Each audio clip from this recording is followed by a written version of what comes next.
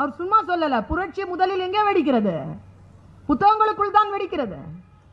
அதற்கு பிறகுதான் அது சமூகத்திற்குள் வெடிக்கும்.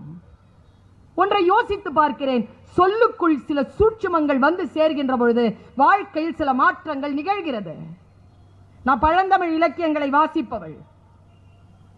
இன்னைக்கு நீங்க சொல்றீங்கல்ல 1000 நானோ டெக்னாலஜி வரட்டும், திருக்குறளுக்கு முன்னால எந்த நானோ டெக்னாலஜியும் நிக்க முடியாதுங்க. அந்த அளவுக்கு ஷார்ட் அண்ட் ஸ்வீட்டான ஒரு மேட்டருங்க. அது சொல்லிட முடியுமா? பேசுகிறான் பாருங்க, வள்ளுவன் பேசுகிறான். ஆக்கமும் கேடும் அதனால் வருதலால் காத்தோம்பல் சொல்லின் கண் சோர்வு. ஆக்கமும் அதில் தான் வரும், அழிவும் அதனால் தான் வரும். அதனால் சொல்லுக்குள் நீ சோர்வை நீ வைத்து விடாதே என்று பேசுகிறான் வள்ளுவன். சொல்லுக்குள் சோர்வை வைக்காமல் இருத்தல் எவ்வளவு பெரிய விஷயம். எத்தனை பேர் அதை வைத்துக் கொண்டிருக்கிறோம் இன்றைக்கு? ஏன் சார் நல்லா இருக்கிறீங்களான்னு கேட்டா டப்புன்னு நல்லா இருக்கிறீங்க, நல்லா இருக்கிறேன்னு சொல்ல வருதா?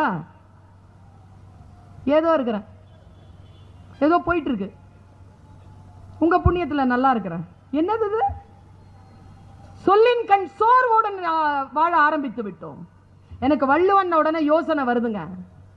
வள்ளுவன் மாதிரி விஷுவலா சில அறிவுரைகளை தந்தவன் இந்த உலகத்தில். அவனுக்கு முன்னாலும் யாரும் இல்லை, அவனுக்கு பின்னாலும் யாரும் இல்லை. மொழி அறிந்து சொல்கிறேன். நான் வெறும் திருக்குறளின் மீது மோகம் கொண்டு நான் இதை சொல்ல இல்லை. நான் ரூமியை வாசிக்கிறேன், நான் கபீரை வாசிக்கிறேன், நான் ஆங்கில கவிஞர்களை வாசிக்கிறேன், நான் அரபி கவிஞர்களை வாசிக்கிறேன், பாரசீக கவிஞர்களை வாசிக்கிறேன், தமிழ் கவிஞர்களை வாசிக்கிறேன்.